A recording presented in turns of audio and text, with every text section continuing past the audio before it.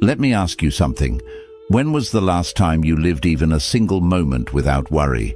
Not pretending, not laughing just to hide the pain, but truly feeling light, present, and free. Most of us are always waiting for things to be perfect before we allow ourselves to feel joy. But that perfect moment never comes. Buddhism teaches us that peace isn't found in the future. It's found when we stop running, stop controlling, and return to what's real. If you're tired of living in your head, if you're ready to stop worrying and start feeling truly alive again, then these 7 lessons may be the reminder your soul has been waiting for. 1. The present moment is the only safe place you'll ever have. One of the deepest truths in Buddhism is that real peace, real freedom, can only be found in the present moment. That may sound simple, but when you truly understand it, it changes everything. The past is gone. It only lives in your memories. The future hasn't happened yet. It only exists in your imagination. But worry doesn't care about that.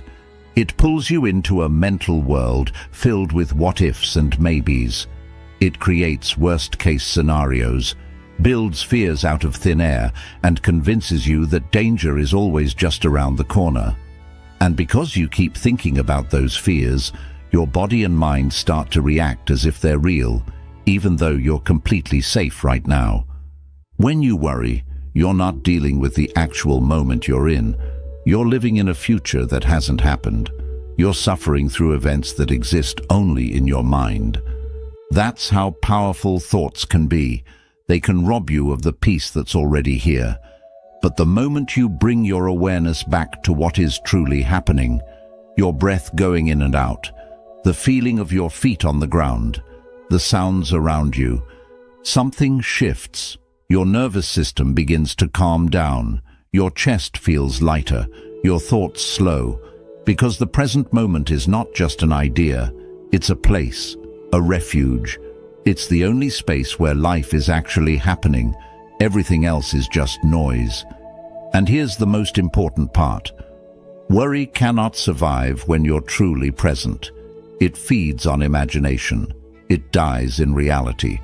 When you are fully grounded in the now, there is no space for fear about what hasn't happened yet. The mind may still try to pull you back into worry. It may whisper, "What if tomorrow brings bad news?"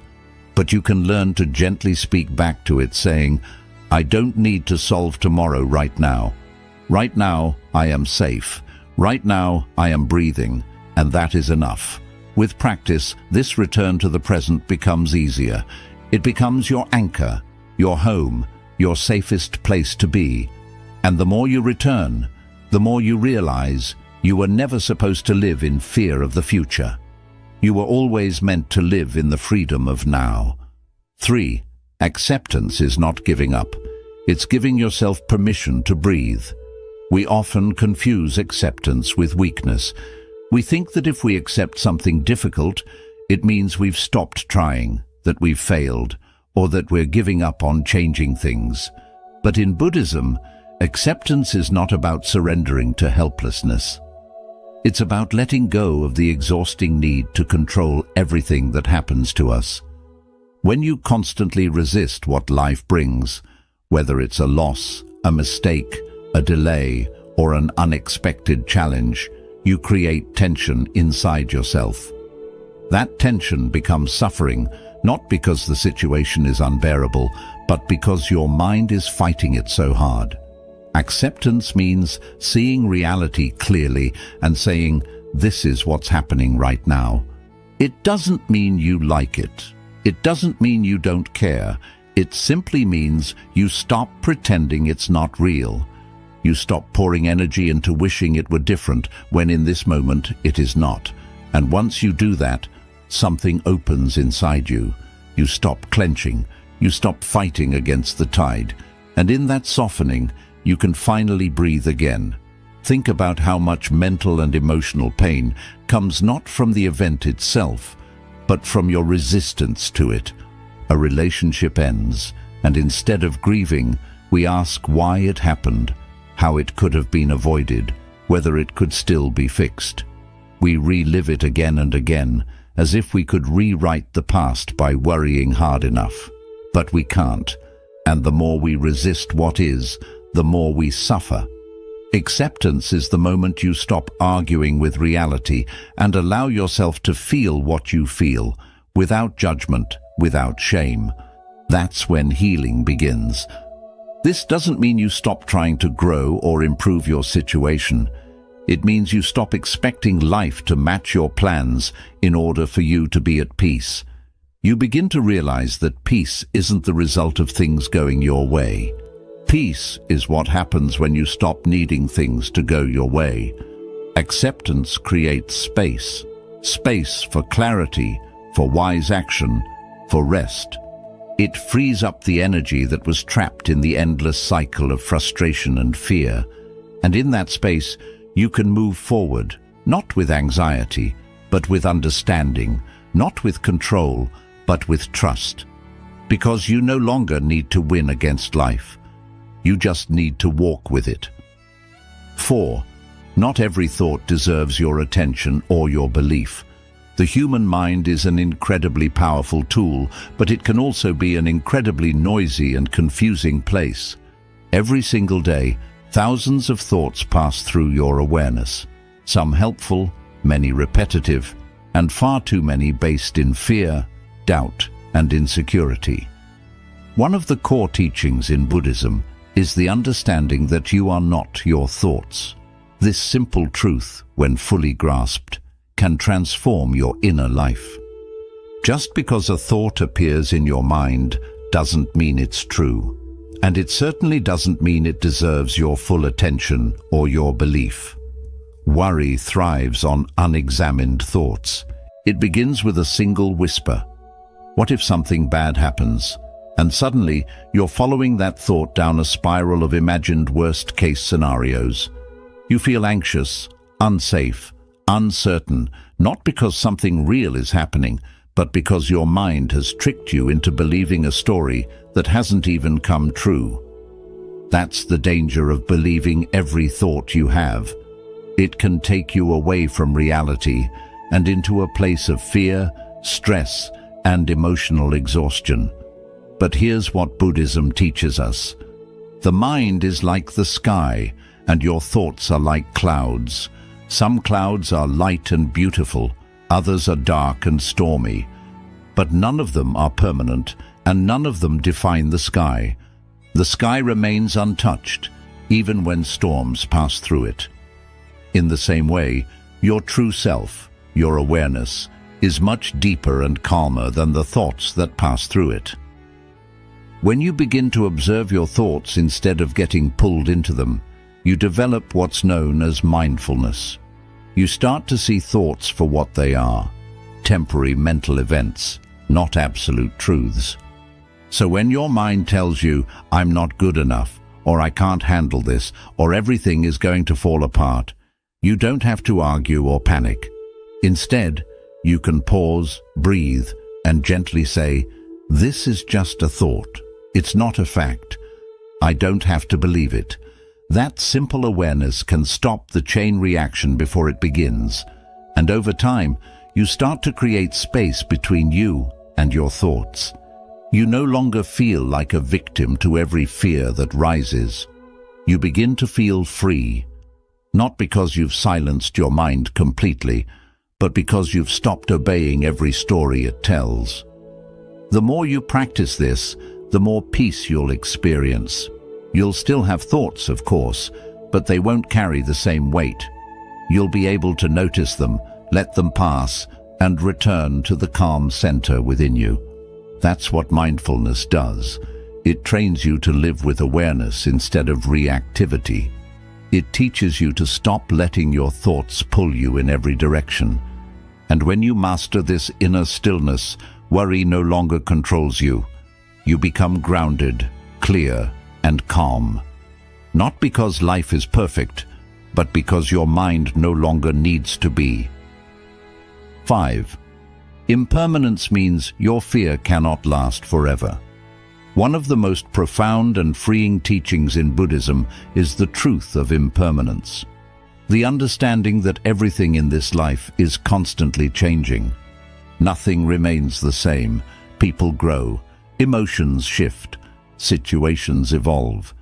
Just like the seasons, every experience, good or bad, will pass. And yet, when fear or anxiety takes hold, it often feels permanent. It feels like it will stay forever, like it has taken over your entire reality. But the truth is, no matter how overwhelming the fear may seem, it will pass. It always does. Think back to the moments in your past when you felt lost, anxious, heartbroken, or uncertain. At the time, those feelings might have seemed unbearable. But here you are. You survived them. You made it through. And now, those same experiences live only in memory. That alone proves something powerful. Emotions, no matter how intense, are temporary. Even the deepest pain has a lifespan. And once you start seeing emotions this way, especially worry and fear, you stop identifying with them. You stop saying, "I am anxious," and instead begin to understand, "I am experiencing anxiety." And like everything else, it will pass. When you forget impermanence, you panic. You feel like things will always be this hard, this uncertain, this painful. But when you remember it, you create space between you and your suffering. You no longer see it as something that defines your existence, but as something that is visiting for a while and will eventually leave. This is not just a comforting idea, it's a spiritual truth that is reflected in nature, in life, and in every experience we go through. The storm doesn't stay, the night always gives way to dawn, and even the heaviest emotions lighten with time. This understanding also helps you approach your emotions with more patience and gentleness. You stop trying to rush healing or force yourself to feel better. Instead, you learn to sit with your discomfort without fearing it. You let it move through you like a wave, rising, peaking, and eventually receding. You learn to breathe with it, not fight against it. You trust the process, because now you know with complete certainty that you are not stuck. You are simply in a temporary moment of difficulty, and that moment, like all others, is already passing. So when worry shows up, and your chest tightens, and your mind begins spinning stories about what might go wrong, take a step back. Place your hand over your heart. Remind yourself gently, this is only a moment. It will not last. I have survived so many before, and I will move through this too. That simple reminder, spoken with awareness and care, can bring incredible peace to your inner world. Because when you stop fearing your fear and you start trusting the nature of impermanence, you unlock a kind of inner calm that no storm can shake. 6. Let go of control. That was never your burden to carry. One of the greatest sources of worry in life comes from the illusion of control. The belief that if we think hard enough, plan far enough, or try long enough, we can make everything go exactly as we want. We tell ourselves that if we just stay alert, we can prevent bad things from happening, avoid pain, and keep everything and everyone in perfect order. But this belief, while understandable, is a heavy burden to carry. Because no matter how hard you try, there will always be things beyond your control. Other people's choices, unexpected events, shifting circumstances, and even your own emotions at times. Trying to control everything doesn't bring peace. It creates anxiety. It builds a life based on fear, not freedom. Buddhism teaches us a different way. It encourages us to act with intention and wisdom, but without clinging to the outcome. This means you do your best in every situation. You show up fully. You give your energy to what matters. You respond with mindfulness, but then you release the rest. You trust that the river of life will carry you where you need to go, even if the path looks different than you imagined. Letting go doesn't mean you stop caring. It means you stop suffering over what isn't yours to control. It's not weakness, it's maturity. It's strength of a different kind. The kind that comes from knowing that peace is more important than perfection. Think about how many nights you've stayed awake replaying conversations, stressing over decisions you can't undo, or fearing outcomes that haven't even happened. All that energy, all that tension, and yet nothing changed, except your exhaustion. The truth is, the future is not something you can completely shape through worry. It is shaped by presence, action, and trust. And when you understand that, you can start to loosen your grip. You can breathe again. You can move more gently through your life. Letting go of control also means releasing the belief that you must be perfect for things to work out. It means accepting that mistakes will happen, plans will change, and uncertainty is part of the path. But instead of fighting that truth, you begin to accept it. You start trusting that life has its own wisdom, that there is a deeper order behind what looks like chaos, and that trust becomes your anchor during times of change. You don't need to solve everything right now. You don't need to have all the answers. What you need is to return to yourself again and again and ask, am I doing my part with presence and care?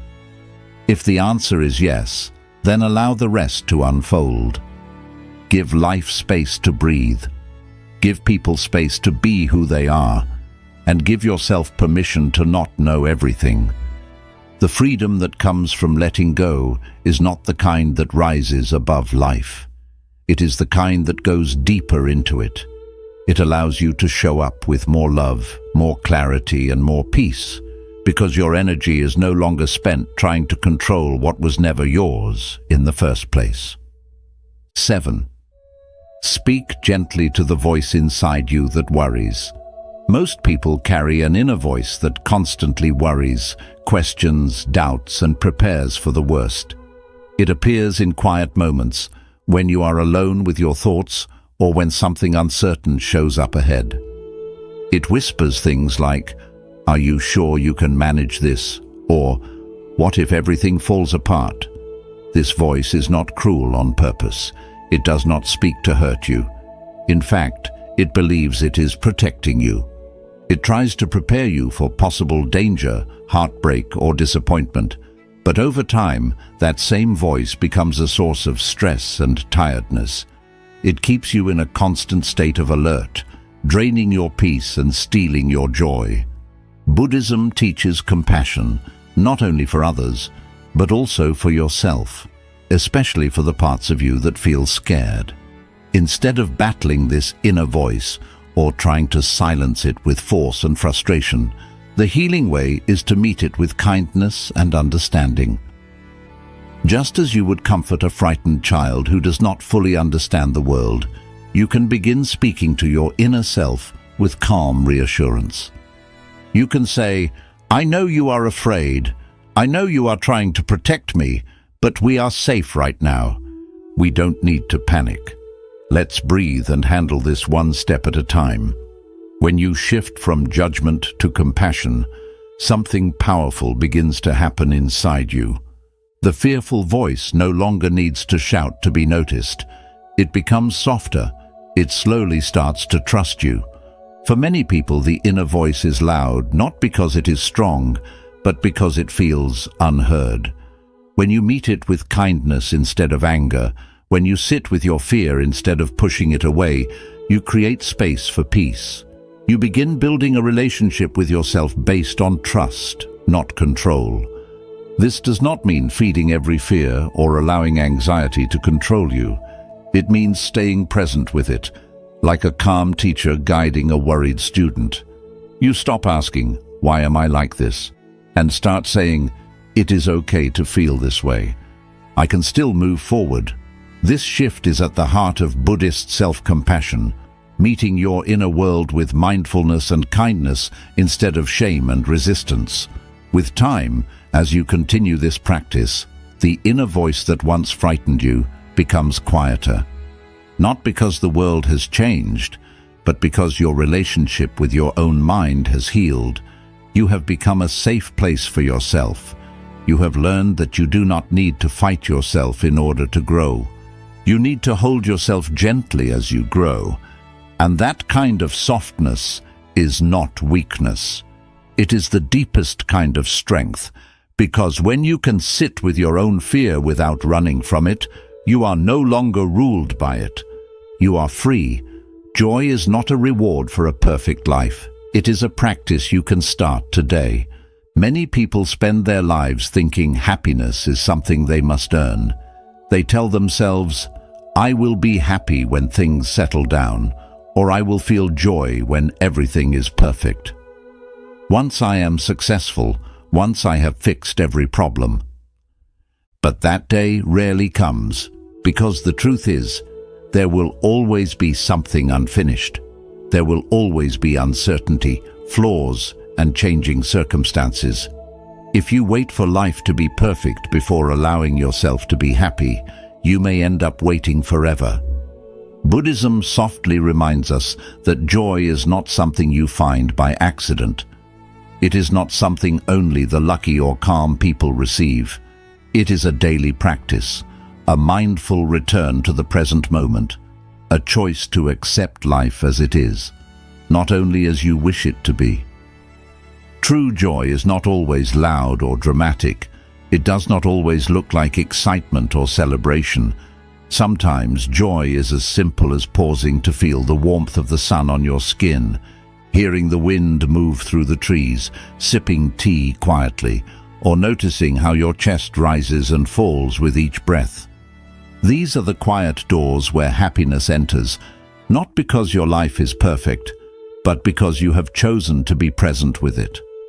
One of the key shifts in Buddhist thought is understanding that you do not need to fix everything in your life to feel peace. You only need to stop believing that happiness must always wait. You do not need every fear to disappear before you can smile. You do not need every answer to feel calm. You do not need every wound healed before you can laugh. Joy lives in the present moment, and when you learn to connect with it, even while life is still messy, something meaningful begins to happen. You begin to take your power back.